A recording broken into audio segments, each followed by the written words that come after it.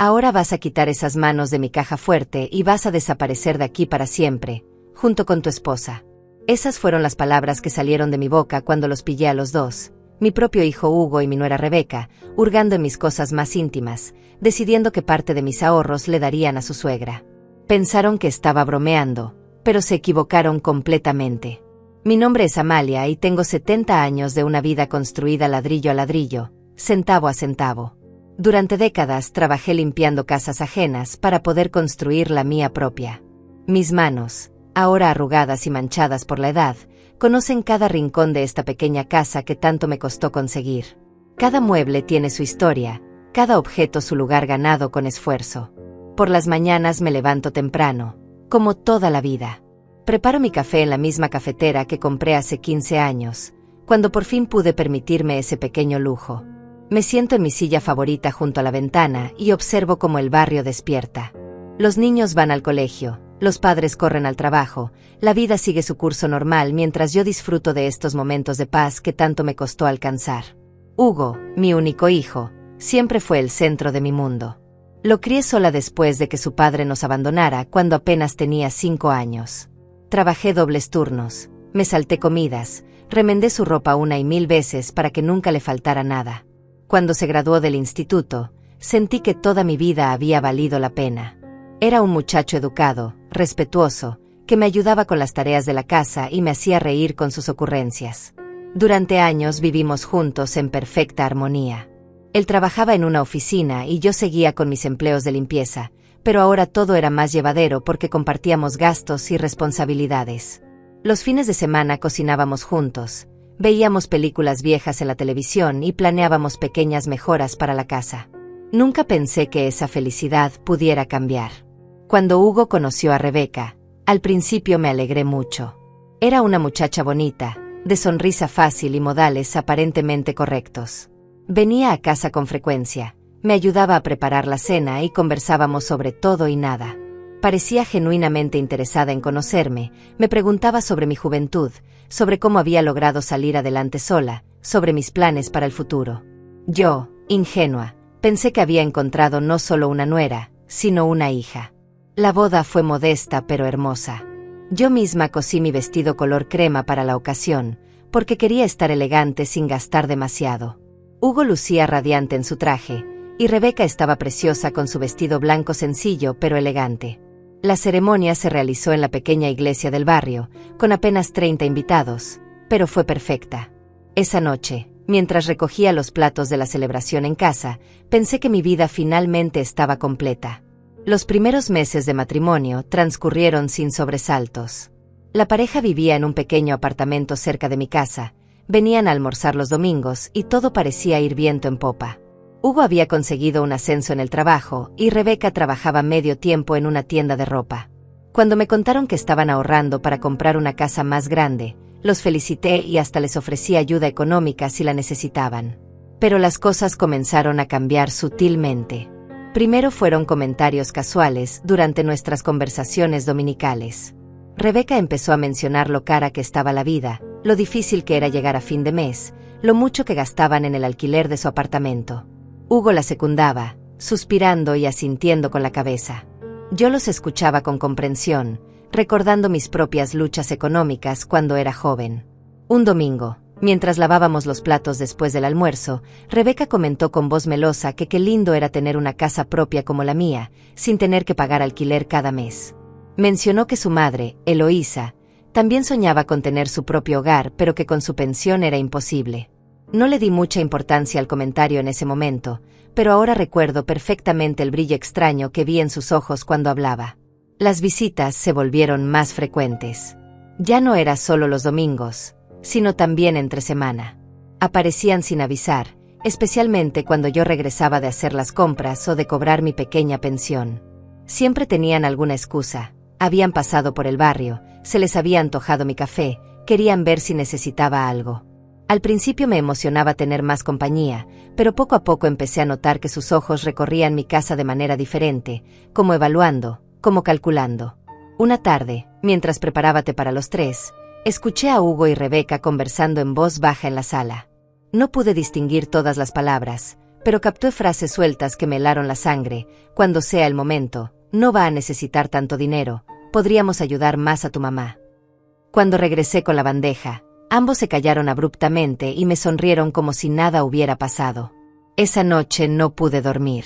Daba vueltas en la cama recordando esa conversación a medias, tratando de convencerme de que había malinterpretado sus palabras. ¿Cómo podía pensar mal de mi propio hijo y de la mujer que él había elegido? Pero algo en mi corazón ya había cambiado, una pequeña semilla de desconfianza que, sin saberlo entonces, crecería hasta convertirse en una certeza dolorosa. Los días siguientes a esa conversación que escuché a medias, se volvieron extraños y tensos. Hugo y Rebeca continuaron visitándome con la misma frecuencia, pero yo ya no podía relajarme completamente en su presencia. Empecé a notar detalles que antes pasaban desapercibidos, como Rebeca observaba mis electrodomésticos con demasiada atención, como Hugo preguntaba casualmente sobre mis gastos mensuales, como ambos se interesaban de repente por el funcionamiento de mi pequeño negocio de venta de tamales los fines de semana. Una mañana, mientras organizaba mis papeles importantes en la cómoda del dormitorio, encontré que algunos documentos no estaban en el orden que yo siempre mantenía. Al principio pensé que había sido mi propia distracción, pero cuando volví a encontrar el mismo desorden la semana siguiente, una alarma se encendió en mi cabeza. Alguien había estado revisando mis cosas personales. La idea me resultaba tan absurda que traté de desecharla, pero la sensación de invasión no desaparecía. Decidí hacer una prueba. Coloqué un pequeño papel doblado entre las páginas de mi libreta de ahorros, en una posición específica que solo yo conocía. 3 días después, cuando Hugo y Rebeca vinieron a tomar café, el papel había cambiado de lugar. Mi corazón se aceleró tanto que tuve que sentarme. No era paranoia, no era imaginación de vieja. Alguien estaba husmeando en mis documentos financieros. Esa misma tarde, Rebeca me sorprendió con una pregunta que me dejó helada. Estábamos pelando papas para la cena cuando me dijo con voz dulce y casual que había escuchado en el barrio que yo tenía bastante dinero ahorrado, que la gente comentaba que había sido muy previsora durante todos estos años de trabajo. Su sonrisa era perfecta, pero sus ojos tenían esa mirada calculadora que ya había aprendido a reconocer. Le respondí con evasivas, diciéndole que la gente siempre exageraba y que mis ahorros eran muy modestos, apenas lo suficiente para mi vejez. Pero ella insistió, preguntándome si no me daba miedo tener tanto dinero en casa, si no había pensado en invertirlo mejor, si no sería buena idea ayudar a la familia cuando fuera necesario. Cada pregunta era como una pequeña puñalada, porque confirmaba mis peores sospechas. Hugo, que hasta entonces había permanecido callado, se sumó a la conversación preguntándome directamente si yo guardaba mis ahorros en el banco o si los tenía en casa. Su pregunta sonó tan natural que cualquier otra persona habría respondido sin pensarlo, pero yo ya estaba en guardia. Les dije que esos eran asuntos muy personales y que prefería no hablar de dinero en la mesa. El silencio que siguió fue tan incómodo que se podía cortar con un cuchillo. Desde esa noche, las visitas de Hugo y Rebeca se intensificaron de manera alarmante. Aparecían a cualquier hora, siempre con alguna excusa perfectamente razonable. Que si necesitaban usar el teléfono porque el suyo no funcionaba, que si querían pedirme prestado algo de azúcar, que si habían venido a preguntarme por una receta. Pero yo notaba cómo sus ojos recorrían cada rincón de mi casa, cómo se detenían especialmente en mi dormitorio, donde tenía mi pequeña caja fuerte escondida detrás del armario. Una tarde llegaron cuando yo estaba en el patio tendiendo la ropa. Escuché sus voces desde adentro de la casa y mi sangre se convirtió en hielo. No estaban en la sala como de costumbre, sino que parecían estar en mi dormitorio. Me acerqué sigilosamente y los escuché hablando en susurros. Rebeca decía algo sobre revisar bien y Hugo respondía que tenían que ser más cuidadosos. Cuando entré a la casa haciendo ruido deliberadamente, ambos aparecieron desde la cocina, sonriendo como si hubieran estado allí todo el tiempo. Esa noche tomé una decisión que cambiaría todo. Saqué mi caja fuerte de su escondite habitual y la moví a un lugar diferente, debajo de mi cama, donde pudiera vigilarla mejor. Era una caja pequeña pero pesada, donde guardaba todos mis ahorros de toda una vida, $11,000 que había acumulado centavo a centavo durante décadas de trabajo duro. Era mi seguridad, mi tranquilidad, mi garantía de que nunca sería una carga para nadie. Los siguientes días fueron un infierno de ansiedad. Cada vez que salía de casa, aunque fuera solo para comprar pan, regresaba con el corazón en la boca, preguntándome si encontraría todo en su lugar. Empecé a inventar excusas para no dejarlos solos en mi casa, pero era agotador estar siempre en guardia, siempre vigilante, siempre desconfiando de las dos personas que más debería amar en el mundo. Un miércoles por la mañana, Hugo llegó solo, sin Rebeca. Me dijo que había tenido una pelea con su esposa y que necesitaba hablar conmigo. Se veía genuinamente triste, como el niño que había sido cuando venía a contarme sus problemas. Por un momento, mi corazón de madre se ablandó y pensé que tal vez había estado exagerando, que tal vez mis sospechas eran infundadas.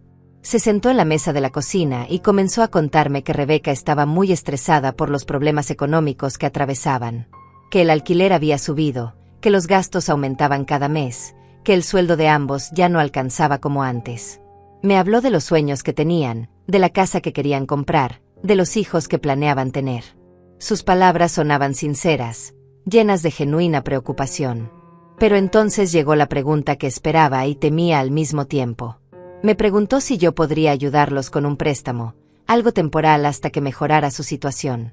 Dijo que sabía que yo había sido muy ahorrativa toda mi vida y que seguramente tenía algo guardado para emergencias. Sus ojos me suplicaban, pero había algo más en ellos, algo que no pude identificar en ese momento pero que me hizo sentir incómoda.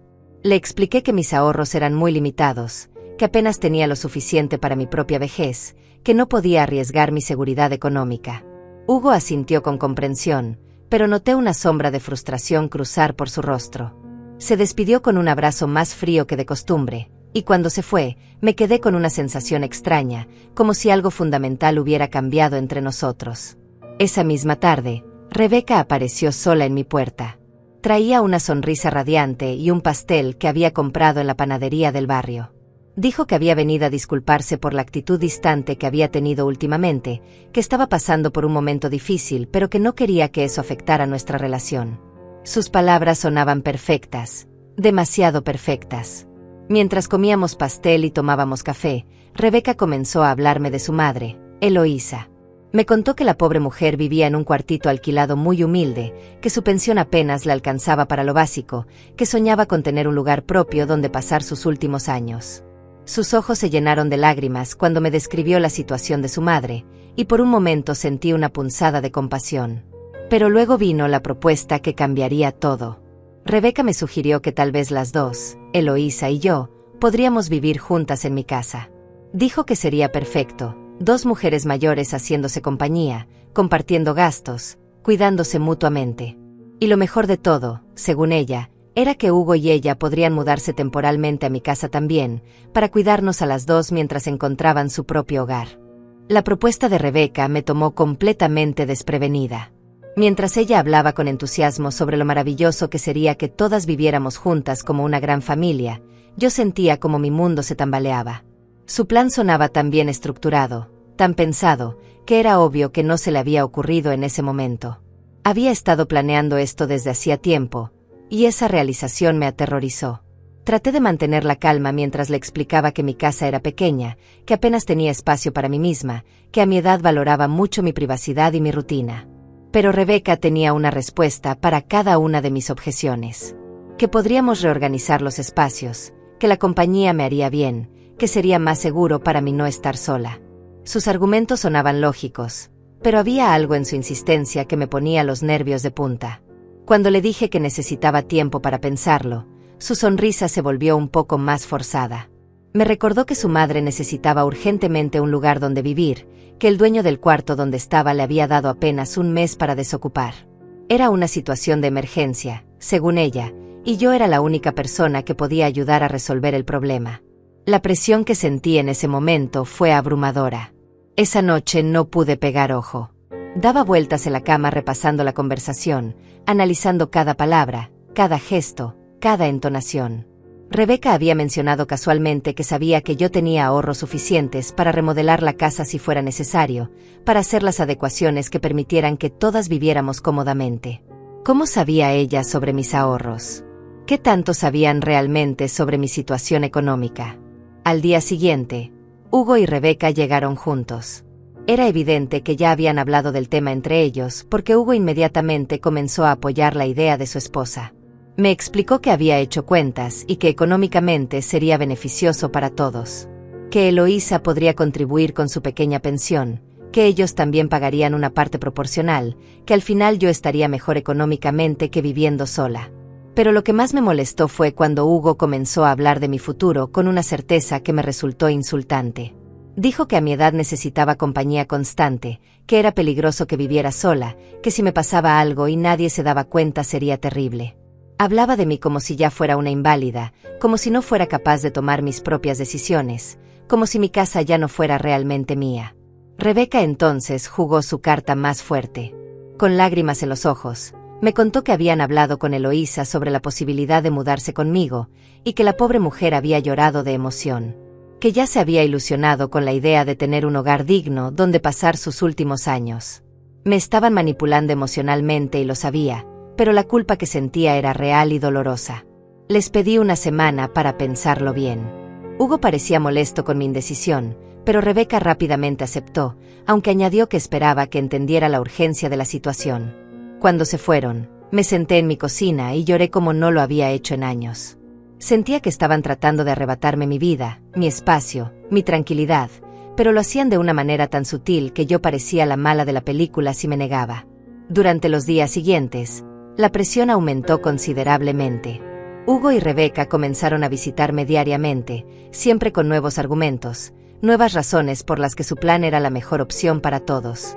Trajeron fotografías de Eloísa, me hablaron de lo agradecida que estaría, de cómo yo sería una especie de ángel salvador en su vida. Cada conversación era un nuevo intento de quebrar mi resistencia.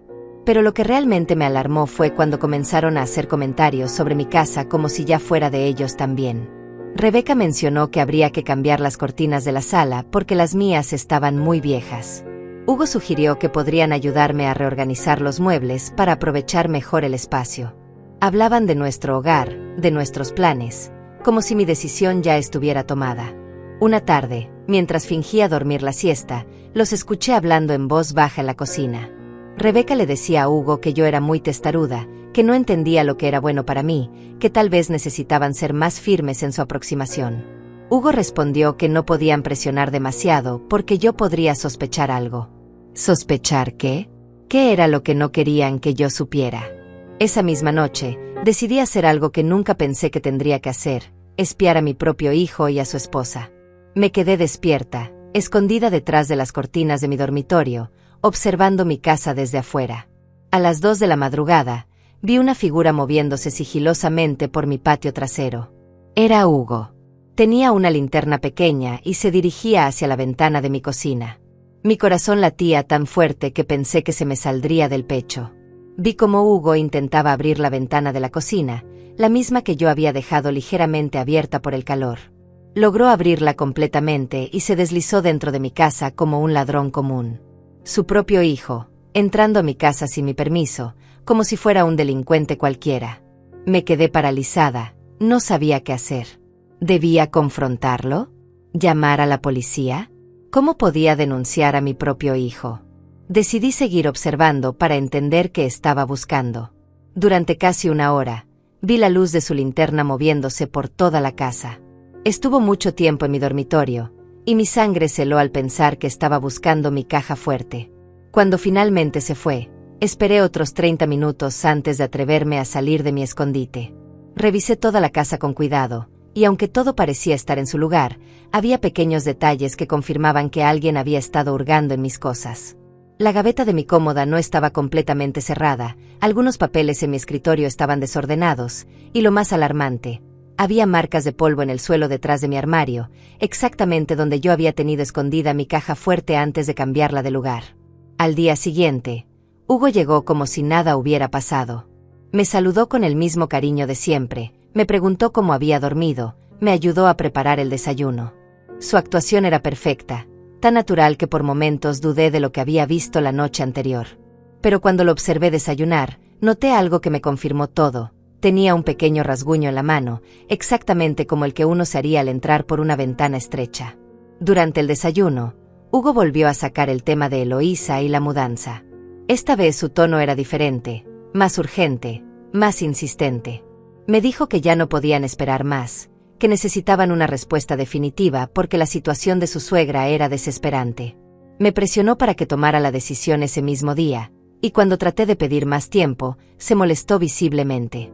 Por la tarde llegó Rebeca, pero esta vez no vino sola. Traía a una mujer mayor que presentó como su madre, Eloísa. Era una señora pequeña y frágil, de cabello gris y ojos tristes, que me saludó con una sonrisa tímida y agradecida. Rebeca había organizado ese encuentro sin consultarme, y me di cuenta de que era otra estrategia de presión.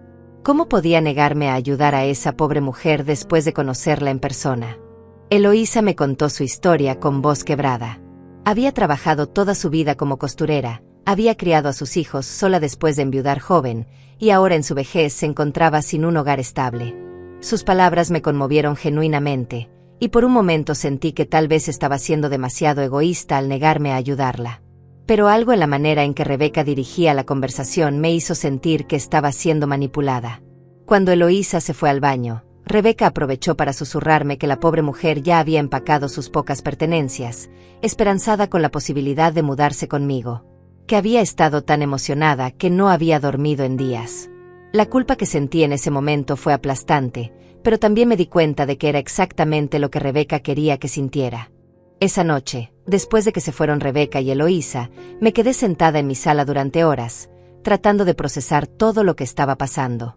La imagen de esa pobre mujer mayor, con sus ojos llenos de esperanza, se había grabado en mi mente. Pero al mismo tiempo, no podía sacudir la sensación de que estaba siendo víctima de una manipulación muy bien orquestada. Mi instinto me decía que algo no estaba bien, pero mi corazón de madre y mi compasión hacia Eloísa me confundían terriblemente. A la mañana siguiente, Hugo apareció temprano con una expresión seria que no le había visto antes. Se sentó frente a mí en la mesa de la cocina y me dijo que necesitábamos hablar con honestidad. Su tono era diferente, más directo, casi amenazante. Me explicó que la situación había llegado a un punto crítico y que yo tenía que entender la gravedad del asunto. Eloísa literalmente no tenía dónde ir, y si yo me negaba a ayudarla, estaría condenándola a vivir en la calle. Lo que más me impactó fue cuando Hugo comenzó a hablar de responsabilidades familiares. Me dijo que después de todo lo que él había hecho por mí durante años, lo mínimo que podía esperar era mi apoyo en un momento difícil. Mencionó todas las veces que me había ayudado con las compras, las reparaciones de la casa, los trámites burocráticos. Me estaba cobrando cada favor, cada gesto de amor filial, como si hubieran sido inversiones esperando un retorno. Pero lo que realmente me dolió fue cuando comenzó a cuestionar mi capacidad para vivir sola. Me dijo que había notado que últimamente estaba más olvidadiza, más paranoica, que tal vez la edad ya estaba afectando mi juicio. Insinuó que mi resistencia a aceptar ayuda era una señal de que no estaba pensando claramente, que necesitaba que alguien más tomara decisiones importantes por mí. Sus palabras fueron como puñaladas directas a mi dignidad. Traté de mantener la calma mientras le explicaba que mi mente estaba perfectamente clara, que sabía muy bien lo que quería y lo que no quería en mi propia casa. Pero Hugo siguió insistiendo, diciendo que mi actitud egoísta estaba lastimando a toda la familia. Que Rebeca había llorado toda la noche pensando en su madre, que él se sentía avergonzado de no poder ayudar a su suegra por culpa de mi negativa. Cuando finalmente logré que se fuera, me sentí agotada emocionalmente. Era como si mi propio hijo hubiera declarado una guerra silenciosa contra mí, usando mi amor maternal como arma. Me di cuenta de que ya no podía confiar en él, que el niño que había criado con tanto sacrificio se había convertido en un extraño que estaba dispuesto a manipularme para conseguir lo que quería. Esa tarde tomé una decisión desesperada. Llamé a mi vecina Aurelia, una mujer de mi edad que siempre había sido discreta y confiable, y le pedí que me acompañara al banco. Le expliqué vagamente que tenía algunos asuntos financieros que resolver. En realidad, quería sacar parte de mi dinero de la caja fuerte y depositarlo en una cuenta bancaria donde estaría más seguro. Tenía la terrible sensación de que mis ahorros corrían peligro en mi propia casa. En el banco, mientras esperábamos ser atendidas, Aurelia me confesó algo que me heló la sangre. Me dijo que había visto a Hugo y a Rebeca hablando con otros vecinos, preguntándole sobre mí. Específicamente, querían saber si yo había mencionado algo sobre tener dinero ahorrado, si había hablado de testamentos o herencias, si había mostrado señales de problemas mentales o de salud. Estaban investigando mi vida privada a mis espaldas, recopilando información que podrían usar en mi contra. Cuando regresé a casa esa tarde, encontré a Rebeca esperándome en mi puerta. Tenía una expresión extraña, entre preocupada y molesta.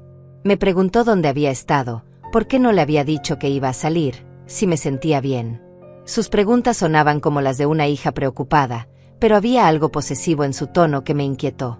Era como si sintiera que tenía derecho a controlar mis movimientos. Le dije simplemente que había ido a hacer algunos mandados con Aurelia, sin dar detalles. Rebeca insistió en saber exactamente qué tipo de mandados, por qué necesitaba compañía, si había ido al médico. Su curiosidad era tan intensa y específica que me di cuenta de que probablemente me había estado vigilando, esperando que regresara para interrogarme sobre mi ausencia. Esa misma noche, Hugo y Rebeca llegaron juntos con una noticia que presentaron como urgente. Dijeron que el dueño del cuarto donde vivía Eloísa le había dado un ultimátum. Tenía que desocupar en 3 días o él mismo la echaría a la calle.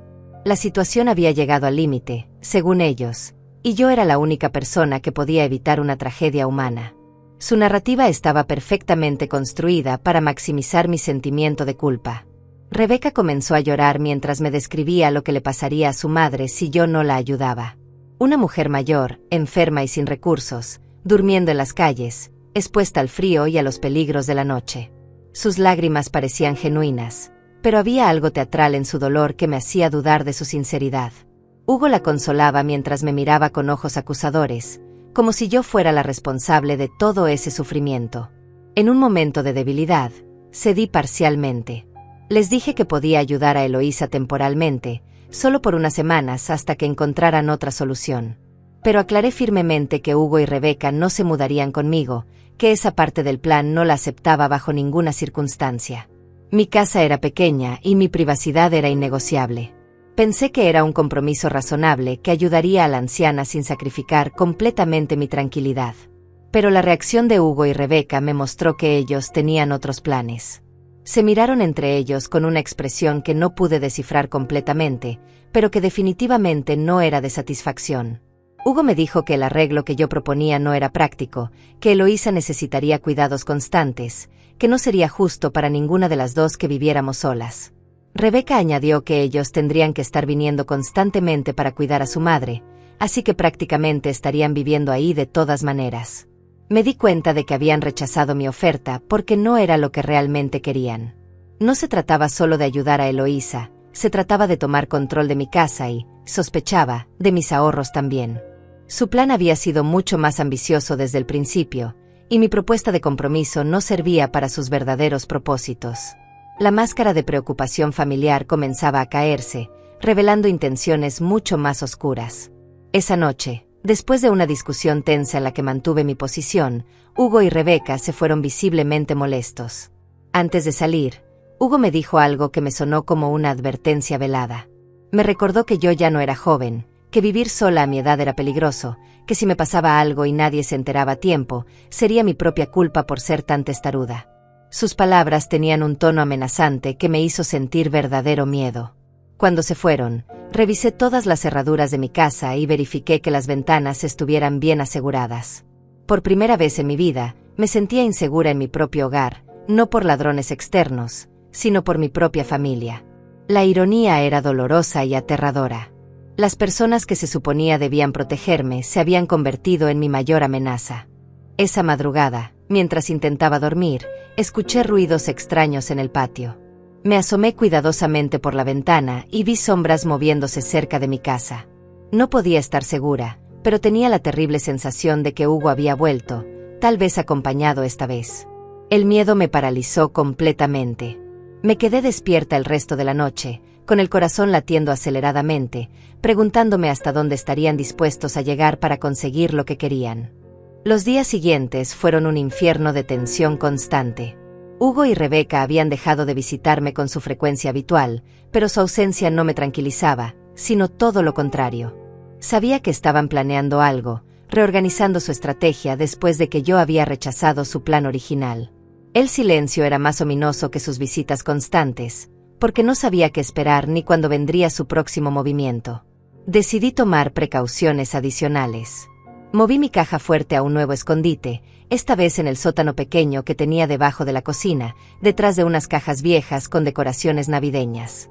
Era un lugar incómodo y húmedo, pero nadie pensaría en buscar ahí. También comencé a llevar conmigo una pequeña cantidad de dinero en efectivo cuando salía, por si necesitaba escapar rápidamente de alguna situación peligrosa. Una mañana, mientras regresaba del mercado, encontré a Rebeca en mi cocina. Había usado la llave que Hugo tenía desde hace años, la misma que le había dado para emergencias cuando era soltero. Mi sangre hirvió al verla ahí, revolviendo mis cosas como si fuera su propia casa. Cuando me vio llegar, sonrió con descaro y me dijo que había venido a prepararme el almuerzo como sorpresa, que pensó que me alegraría tener compañía. Pero yo sabía que esa no era la verdadera razón de su presencia. Mientras ella cocinaba, noté que varias gavetas estaban abiertas, que algunos de mis papeles estaban fuera de lugar, que había estado husmeando sistemáticamente por toda mi casa.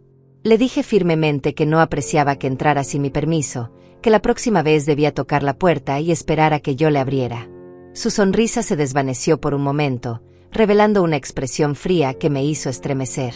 Durante el almuerzo, Rebeca volvió a sacar el tema de su madre, pero esta vez con una narrativa diferente.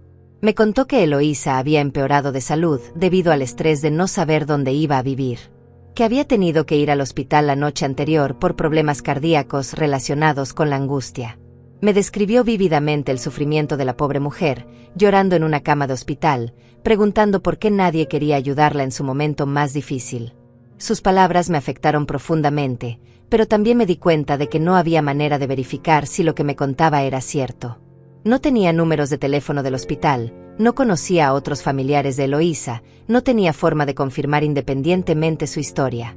Era perfectamente posible que todo fuera una mentira elaborada para manipular mis emociones, pero también era posible que fuera verdad y yo fuera una mujer cruel y egoísta.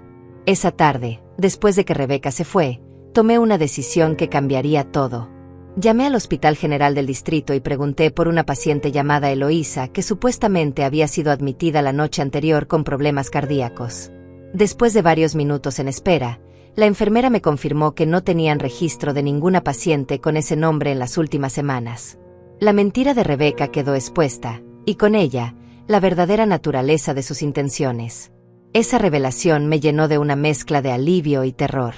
Alivio porque confirmaba que mis sospechas estaban justificadas, que no estaba volviéndome paranoica sin razón. Terror porque me daba cuenta de que Hugo y Rebeca estaban dispuestos a mentir descaradamente, a inventar tragedias, a manipular mis emociones más profundas para conseguir lo que querían. Si eran capaces de eso, ¿qué más estarían dispuestos a hacer? Esa noche, decidí hacer algo que nunca pensé que sería necesario: documentar todo lo que estaba pasando. Saqué un cuaderno viejo y comencé a escribir cada conversación sospechosa, cada mentira detectada, cada momento en que había sentido que estaban invadiendo mi privacidad o manipulando mis emociones. Si las cosas empeoraban, al menos tendría un registro de todo lo que había sucedido. Al día siguiente, Hugo llegó solo, pero con una actitud completamente diferente. Ya no había rastro de la sonrisa cariñosa o las palabras dulces de antes. Su expresión era dura, casi hostil. Se sentó frente a mí con los brazos cruzados y me dijo que estaba muy decepcionado de mi comportamiento, que había hablado con varios familiares y vecinos, y todos coincidían en que yo estaba actuando de manera egoísta e irracional. Me preguntó directamente cuánto dinero tenía ahorrado. Su pregunta fue tan abrupta y directa que me quedé sin palabras por un momento.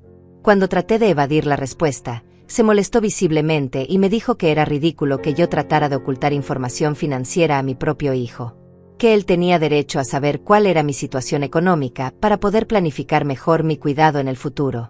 Le expliqué que mis finanzas eran un asunto privado, que yo era perfectamente capaz de manejar mi propio dinero, y que no necesitaba que nadie planeara mi futuro por mí. Hugo se rió con amargura y me dijo que esa actitud era exactamente lo que probaba que ya no estaba en condiciones de tomar decisiones importantes, que mi terquedad y mi paranoia eran síntomas claros de deterioro mental relacionado con la edad. Sus palabras me hirieron más profundamente que cualquier insulto directo. Me estaba diciendo, mi propio hijo, que yo había perdido mi capacidad mental, que ya no era una persona competente. Era una estrategia cruel pero efectiva. Si lograba convencer a otros de que yo tenía problemas mentales, podría justificar cualquier acción que tomara en mi contra como algo hecho por mi propio bien. Cuando le pedí que se fuera de mi casa, Hugo me miró con una sonrisa fría y me dijo que esa casa no iba a ser solo mía por mucho tiempo más, que había maneras legales de lidiar con personas mayores que ya no podían cuidarse a sí mismas adecuadamente. Sus palabras sonaron como una amenaza directa, y por primera vez sentí terror real de lo que podría hacer mi propio hijo. Esa tarde, en un estado de pánico, llamé a un abogado cuyo nombre había visto en los anuncios del periódico local. Le expliqué vagamente mi situación y le pregunté sobre mis derechos como propietaria de mi casa y sobre qué podían hacer los familiares si alegaban que yo tenía problemas mentales. Sus respuestas me tranquilizaron un poco, pero también me confirmaron mis peores temores. Si Hugo y Rebeca conseguían documentos médicos que respaldaran su alegato de incapacidad mental, podrían iniciar procesos legales para tomar control de mis bienes. El abogado me aconsejó que buscara una evaluación médica independiente que confirmara mi capacidad mental, y que considerara hacer cambios en mi testamento si tenía dudas sobre las intenciones de mis herederos actuales. Sus palabras fueron como un rayo de esperanza en medio de la tormenta. Tal vez no estaba completamente indefensa después de todo. Esa misma tarde, Rebeca apareció nuevamente sin avisar. Esta vez no se molestó en inventar excusas o en fingir amabilidad. Me dijo directamente que había venido a buscar algunos documentos importantes míos, que Hugo le había pedido que los revisara para asegurarse de que todo estuviera en orden. Su descaro era increíble, pero también revelaba que ya no sentían la necesidad de disimular sus verdaderas intenciones. Le dije categóricamente que no pensaba darle ningún documento, que mis papeles eran privados y que no tenía ningún derecho a revisarlos. Rebeca me miró con desprecio y me dijo que yo estaba siendo ridícula, que era obvio que necesitaba ayuda para manejar mis asuntos, que mi actitud paranoica solo confirmaba lo que ellos ya sospechaban sobre mi estado mental. Cuando se negó a irse de mi casa, tuve que amenazar con llamar a la policía. Su reacción fue inesperada, se rió y me dijo que adelante, que llamara a quien quisiera. Que cuando llegaran, ella les explicaría que era la nuera preocupada de una mujer mayor que estaba mostrando signos claros de paranoia y confusión mental. Que mi propio comportamiento sería la mejor evidencia de que necesitaba supervisión constante. Me di cuenta de que habían pensado en todo, que tenían respuestas preparadas para cada escenario posible. Me estaban tendiendo una trampa perfecta donde cualquier intento de defenderme podía ser interpretado como evidencia de mi supuesta incapacidad mental. Era una situación kafkiana donde mi lucidez se convertía en prueba de mi demencia. Esa noche fue la más larga de mi vida. No pude dormir ni un segundo, dándole vueltas a la conversación con Rebeca, analizando cada palabra, cada gesto, cada amenaza implícita. Me di cuenta de que habían cruzado una línea que no tenía retorno. Ya no se trataba de manipulación sutil o presión emocional. Ahora estaban dispuestos a usar cualquier medio necesario para conseguir lo que querían, incluso destruir mi reputación y mi credibilidad mental. A la mañana siguiente, tomé la decisión más difícil de mi vida. Llamé al médico de la familia, el doctor Octavio, y le pedí una cita urgente. Era un hombre mayor, de confianza, que me conocía desde hacía más de 15 años. Si alguien podía dar testimonio de mi capacidad mental, era él. Le expliqué por teléfono que necesitaba una evaluación completa porque algunos familiares estaban cuestionando mi competencia mental.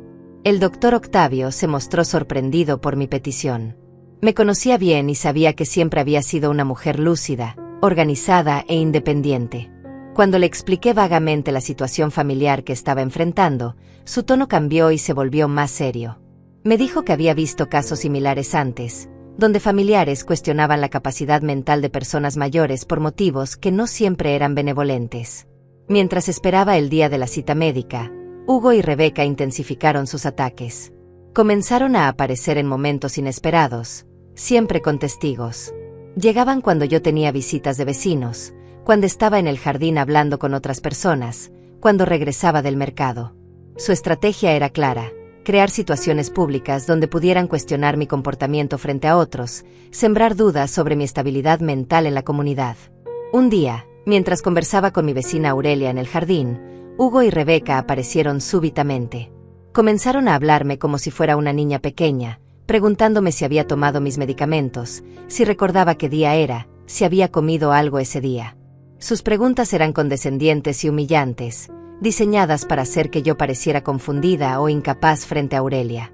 Cuando traté de explicarle a mi vecina que yo no tomaba ningún medicamento especial y que mi memoria estaba perfectamente bien, Hugo me interrumpió con una sonrisa falsa y le dijo a Aurelia que yo a veces se confundía con estos temas. que últimamente había notado algunos lapsos de memoria y episodios de paranoia que los tenían muy preocupados. Aurelia me miró con una mezcla de confusión y lástima que me partió el corazón. Rebeca añadió que habían encontrado cuentas sin pagar en mi casa, que yo había olvidado citas médicas importantes, que a veces hablaba sola o tenía conversaciones con personas que no estaban presentes. Cada mentira era más elaborada que la anterior, pero estaban dichas con tal convicción que Aurelia comenzó a creerlas. Vi cómo la duda se instalaba en los ojos de mi vecina, cómo comenzaba a verme como una pobre mujer mayor que estaba perdiendo sus facultades. Esa tarde, después de que se fueron, Aurelia se acercó a mí con expresión preocupada.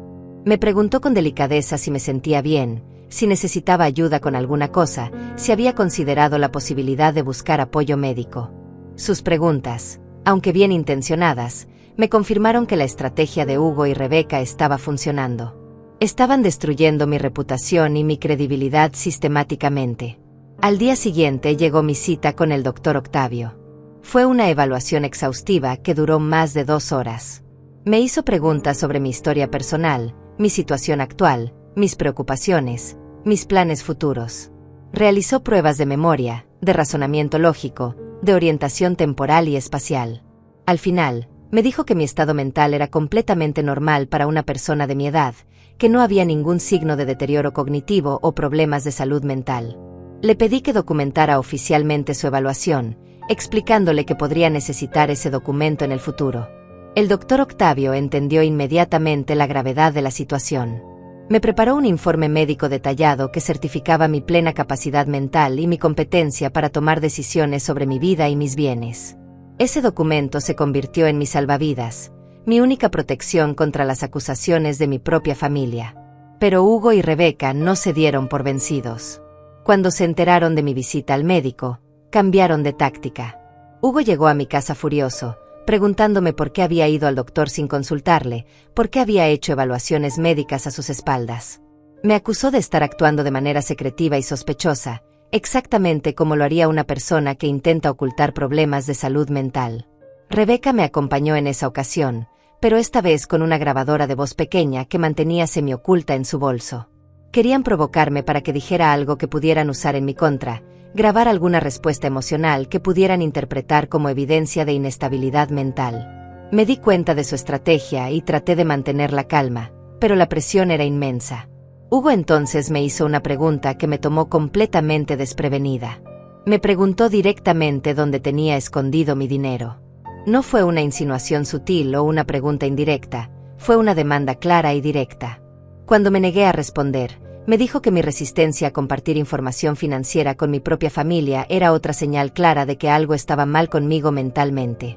Rebeca aprovechó el momento para añadir que habían consultado con otros especialistas, y que todos coincidían en que el comportamiento secretivo con el dinero era un síntoma común en personas mayores que estaban desarrollando demencia o paranoia senil. Sus palabras sonaban técnicas y convincentes, como si realmente hubieran hablado con profesionales médicos.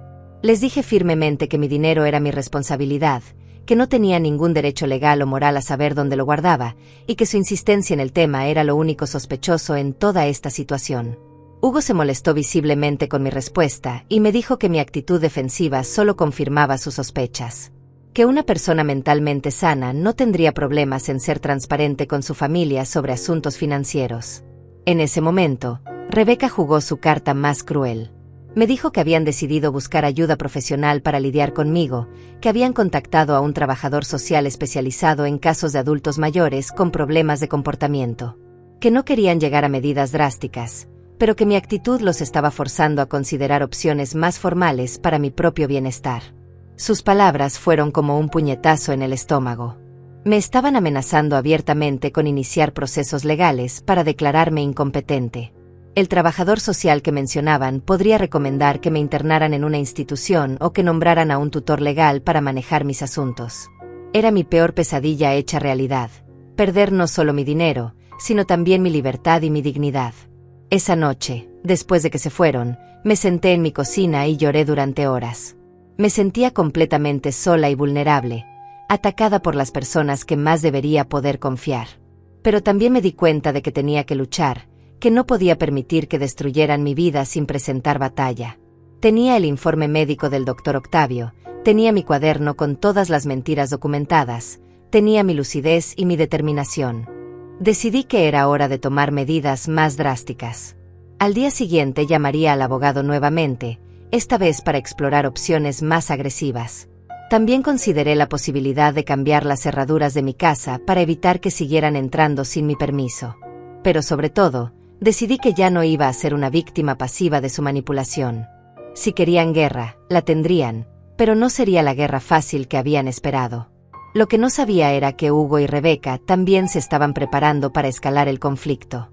Esa misma noche, estaban planeando su movimiento más audaz y desesperado, el que finalmente los llevaría a cruzar la línea que no se puede descruzar. El momento de la verdad estaba acercándose, y ninguno de nosotros estaba realmente preparado para las consecuencias de lo que estaba por venir. La mañana siguiente comenzó de manera engañosamente tranquila. Por primera vez en semanas, Hugo y Rebeca no aparecieron temprano en mi puerta. El silencio me resultó más inquietante que sus visitas constantes, porque sabía que estaban planeando algo. Me levanté temprano, preparé mi café como de costumbre, y traté de mantener mi rutina normal, pero cada ruido en la calle me sobresaltaba, cada sombra que pasaba por mi ventana me ponía en alerta.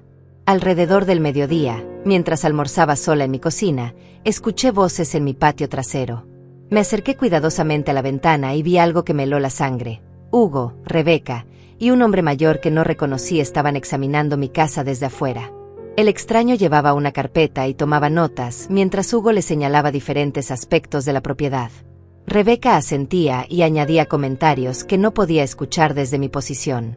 Mi corazón comenzó a latir aceleradamente. ¿Quién era ese hombre?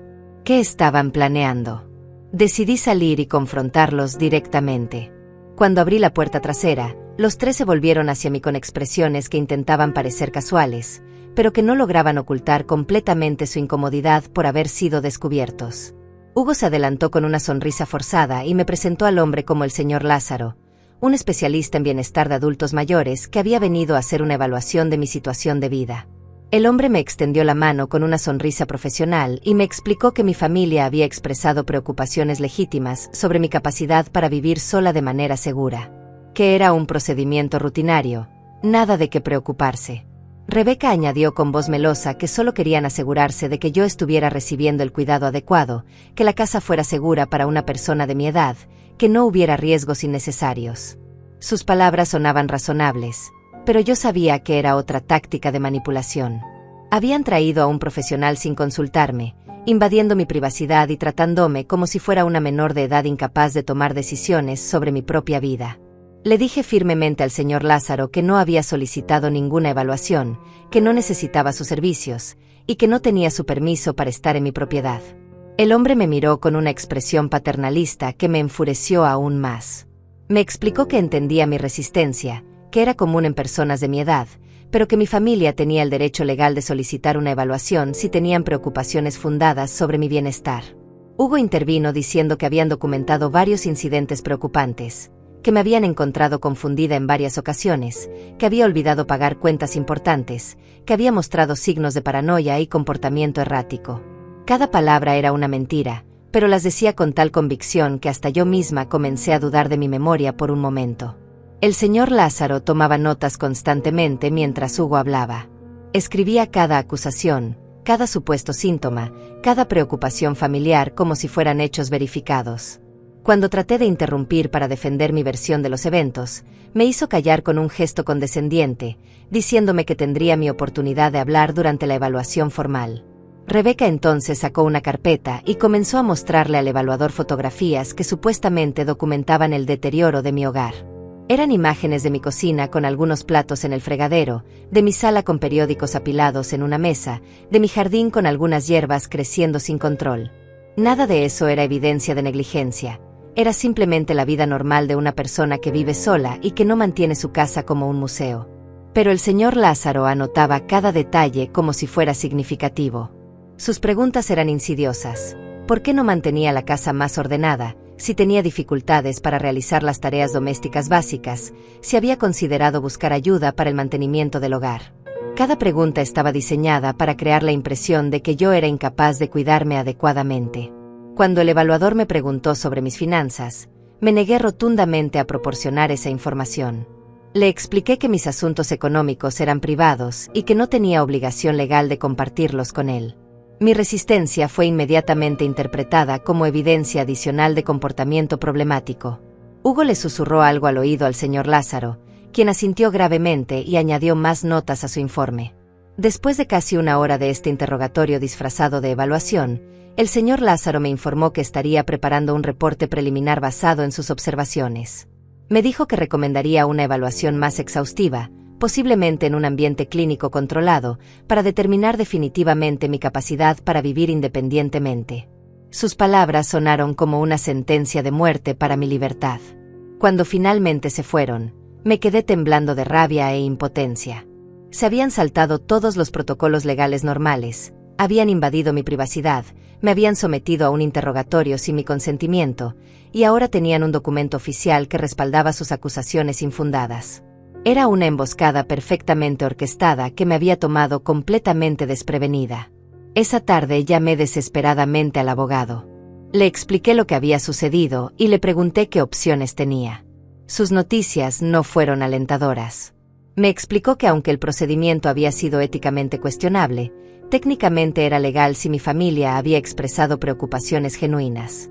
El informe del evaluador podría usarse como evidencia en un proceso de tutela si decidían seguir esa ruta. Pero el abogado también me dio una esperanza. Me recordó que yo tenía el informe médico del doctor Octavio que certificaba mi competencia mental.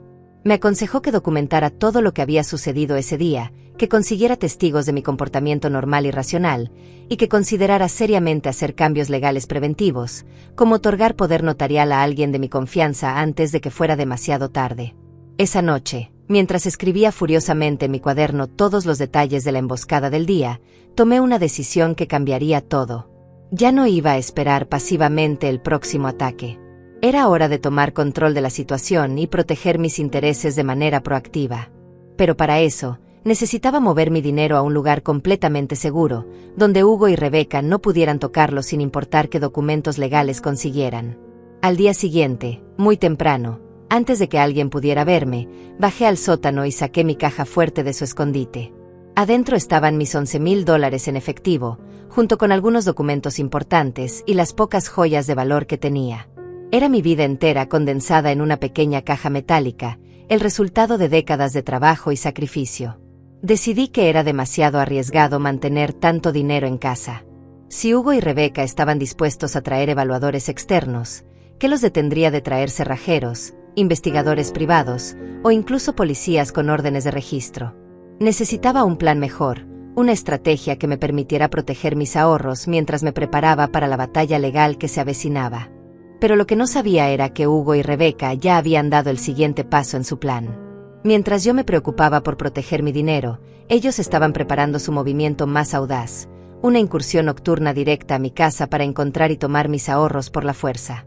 El momento de la confrontación final estaba a solo unas horas de distancia, y ninguno de nosotros estaba realmente preparado para la explosión emocional que estaba por venir.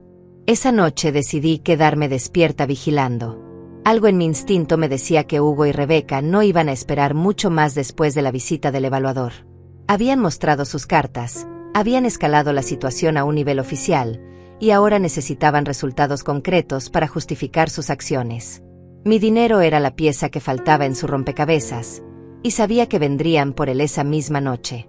Me instalé en mi silla favorita de la sala, desde donde podía ver tanto la puerta principal como la ventana que daba al patio trasero. Mantuve las luces apagadas, pero dejé la televisión encendida en volumen bajo para simular que estaba durmiendo normalmente. Cada sombra que se movía afuera me ponía en alerta máxima, cada ruido del viento me sobresaltaba. La espera era agotadora, pero sabía que tenía que estar preparada.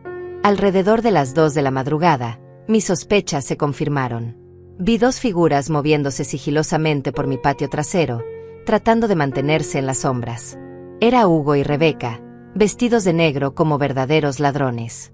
Mi propio hijo y su esposa, comportándose como criminales comunes, preparándose para robar a la mujer que los había criado y acogido con amor incondicional durante años. Mi corazón latía tan fuerte que temía que pudieran escucharlo desde afuera. Los observé mientras examinaban las ventanas, buscando la manera más silenciosa de entrar. Hugo llevaba una pequeña palanca y algunas herramientas, mientras Rebeca sostenía una linterna potente que mantenía apagada. Habían planificado esta incursión con detalle, como una operación militar diseñada para ser rápida y eficiente. Decidí no confrontarlos inmediatamente. Quería ver hasta dónde estaban dispuestos a llegar, quería tener evidencia irrefutable de sus verdaderas intenciones.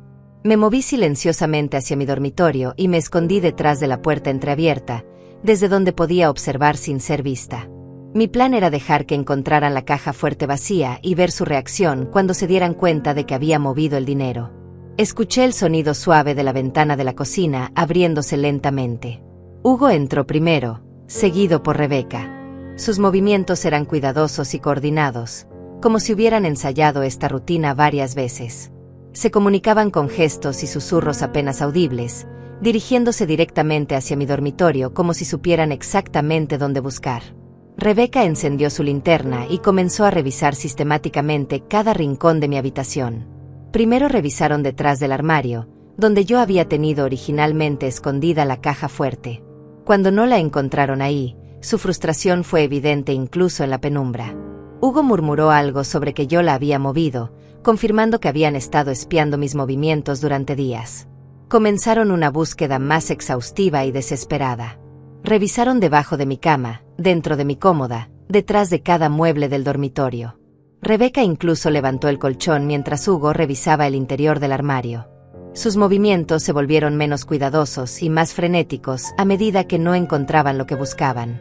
Entonces escuché a Rebeca susurrarle a Hugo que tal vez yo había llevado el dinero al banco. Hugo respondió con una maldición apenas audible, diciendo que eso complicaría enormemente sus planes. Rebeca sugirió que registraran toda la casa, que la caja fuerte tenía que estar en algún lugar. Su conversación confirmó que sabían exactamente qué buscaban y cuánto dinero esperaban encontrar. Se dirigieron hacia la cocina y comenzaron a revisar cada gabinete, cada gaveta, cada rincón posible donde pudiera estar escondida una caja fuerte pequeña. Los escuché mover muebles, abrir puertas, revisar incluso el interior del horno y el refrigerador.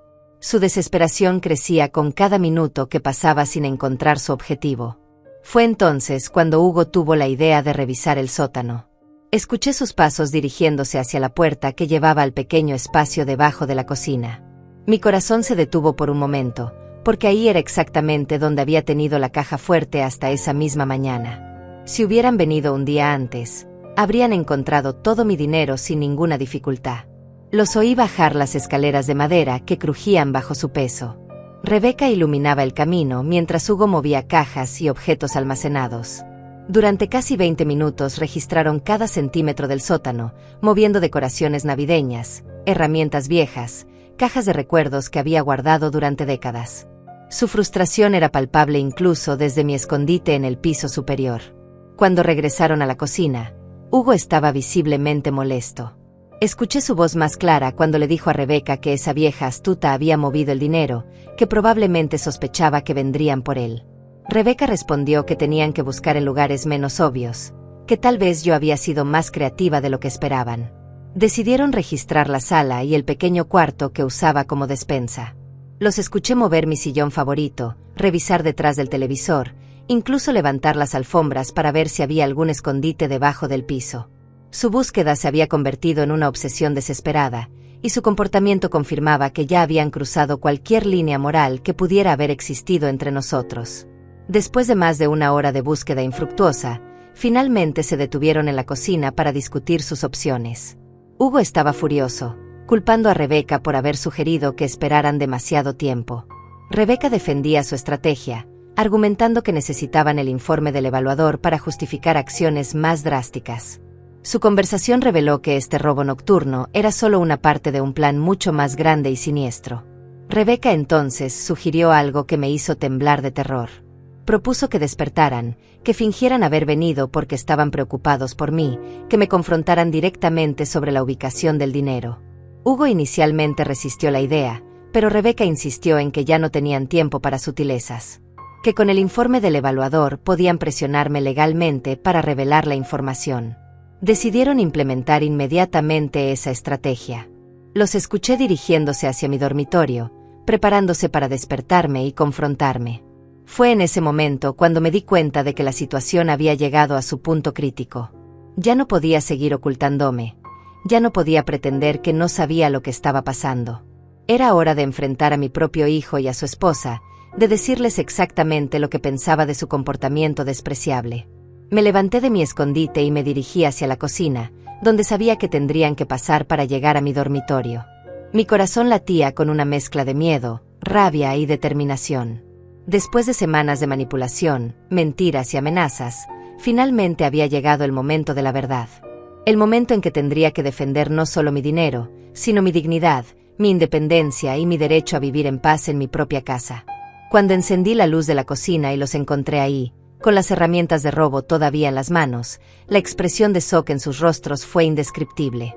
Se habían creído tan inteligentes, tan astutos, pero habían sido atrapados en flagrancia por la misma mujer mayor a la que creían poder manipular fácilmente. El momento de la confrontación final había llegado, y yo estaba lista para la batalla de mi vida. Ahora vas a quitar esas manos de mi caja fuerte y vas a desaparecer de aquí para siempre, junto con tu esposa. Las palabras salieron de mi boca con una fuerza y una autoridad que no sabía que aún tenía dentro de mí. Hugo y Rebeca se quedaron petrificados, con las herramientas de robo todavía en sus manos, sus rostros mostrando una mezcla de shock, vergüenza y terror por haber sido descubiertos. La luz de la cocina los iluminaba cruelmente, revelando no solo sus intenciones criminales, sino también la patética realidad de lo que habían llegado a ser. Mi propio hijo, el niño que había criado con tanto amor y sacrificio, estaba parado en mi cocina como un vulgar ladrón, preparándose para robar a su propia madre. La traición era tan profunda que sentí como si me hubieran clavado un cuchillo en el pecho. Hugo fue el primero en intentar recuperarse del shock. Con una sonrisa nerviosa que no logró ocultar su pánico, trató de inventar una excusa patética. Me dijo que habían venido porque estaban preocupados por mí, que habían escuchado ruidos extraños y pensaron que alguien había entrado a robar. Que las herramientas eran para protegerme de los verdaderos ladrones. Su mentira era tan ridícula que hasta él mismo parecía darse cuenta de lo absurda que sonaba. Rebeca, más astuta que su esposo, intentó una aproximación diferente. Con lágrimas falsas en los ojos, me dijo que habían estado desesperados, que la situación financiera de su madre era realmente crítica, que habían venido a pedirme ayuda pero que al verme aparentemente dormida decidieron buscar ellos mismos donde guardaba mis ahorros para no molestarme. Su actuación era convincente, pero yo ya conocía demasiado bien su capacidad para la manipulación. Les dije que dejaran de insultar mi inteligencia con sus mentiras patéticas. Que los había estado observando durante más de una hora, que había escuchado cada palabra de su conversación, que sabía exactamente lo que habían venido a hacer. Mi voz temblaba no de miedo, sino de una rabia pura y justificada que había estado conteniendo durante semanas. Hugo intentó cambiar de estrategia. Su expresión se volvió dura y amenazante. Me dijo que yo no entendía la gravedad de la situación, que mi comportamiento paranoico y errático los había forzado a tomar medidas drásticas. Que como mi hijo tenía derecho a saber dónde estaba el dinero, especialmente considerando mi estado mental deteriorado. Sus palabras fueron como bofetadas, pero solo sirvieron para alimentar mi determinación. Le respondí que mi estado mental estaba perfectamente claro, lo suficientemente claro como para reconocer a dos ladrones cuando los veía. Que su supuesta preocupación filial era una farsa diseñada para robar mis ahorros de toda una vida. Que me daba asco pensar que había criado a un hijo capaz de traicionar tan vilmente a su propia madre. Mis palabras los golpearon como puñetazos, y vi cómo Hugo se tambalea ligeramente. Rebeca entonces perdió completamente la compostura. Me gritó que yo era una vieja egoísta y mezquina, que tenía más dinero del que necesitaba mientras otras personas sufrían.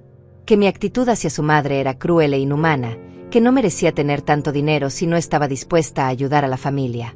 Su máscara de nuera dulce y preocupada finalmente se había caído, revelando la verdadera serpiente que había estado escondida debajo.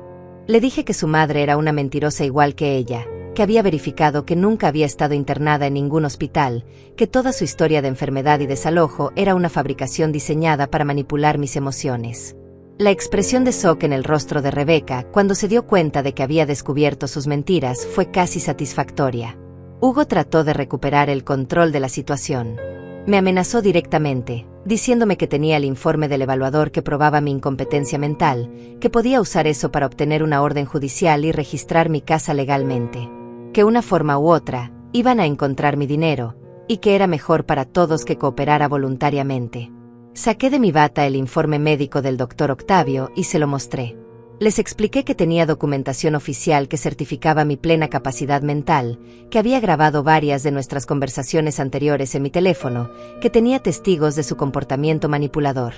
Que si querían jugar sucio, yo estaba preparada para esa batalla. La expresión de pánico en sus rostros fue deliciosa. Se dieron cuenta de que habían subestimado completamente a la pobre vieja confundida que pensaron que podían manipular fácilmente. Rebeca comenzó a retroceder hacia la puerta, arrastrando a Hugo con ella, pero yo no había terminado de decir lo que tenía que decir. Les grité que durante semanas me habían hecho sentir como una prisionera en mi propia casa, que habían invadido mi privacidad, mentido sobre mi salud mental, manipulado a mis vecinos, traído extraños para evaluarme como si fuera una incompetente. Que me habían robado mi paz, mi dignidad y mi confianza en mi propia familia. Que el daño que habían hecho era irreparable. Hugo hizo un último intento desesperado de salvar la situación. Me recordó que era su madre, que tenía obligaciones familiares, que no podía tratarlo como a un extraño. Pero sus palabras sonaron huecas después de todo lo que había presenciado. Le respondí que un hijo verdadero jamás habría traicionado así a su madre, que él había destruido esa relación el momento en que decidió verme como un obstáculo para conseguir dinero. Rebeca intentó una disculpa de último momento, diciendo que todo había sido un malentendido, que realmente se preocupaban por mí, que podíamos resolver esto en familia. Pero yo ya había visto su verdadero rostro, había escuchado sus planes, había sido testigo de su capacidad para la mentira y la manipulación.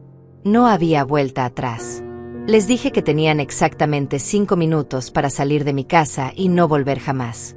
Que si los veía cerca de mi propiedad otra vez, llamaría inmediatamente a la policía sin importar que fueran mi familia. Que habían perdido para siempre el derecho a llamarme madre o suegra, que para mí ya no existían. Hugo trató de protestar una vez más, pero yo ya había tomado el teléfono y había comenzado a marcar el número de emergencias. El miedo en sus ojos fue real por primera vez en toda esta confrontación. Se dieron cuenta de que ya no tenían poder sobre mí, que su víctima había encontrado su voz y su fuerza. Salieron de mi casa corriendo como las ratas que eran, gritándome amenazas vacías sobre venganza legal y consecuencias familiares. Pero yo sabía que eran palabras desesperadas de personas que habían perdido completamente el control de la situación. Cerré la puerta detrás de ellos con una sensación de liberación que no había sentido en meses. Me quedé sola en mi cocina, temblando no de miedo sino de alivio. Había enfrentado a mis torturadores, había defendido mi dignidad, había recuperado el control de mi vida. El silencio de mi casa ya no se sentía amenazante sino peaceful. Por primera vez en semanas, me sentía verdaderamente segura en mi propio hogar. Sabía que probablemente intentarían cumplir sus amenazas, que tratarían de usar el sistema legal contra mí, pero ya no me importaba. Tenía documentación, testigos, evidencia de su comportamiento.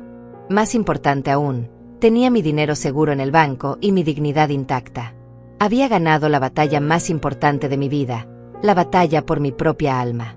Esa noche dormí profundamente por primera vez en meses, sabiendo que había hecho lo correcto, que había defendido no solo mis bienes, sino mi derecho fundamental a vivir en paz y con dignidad en mis años dorados.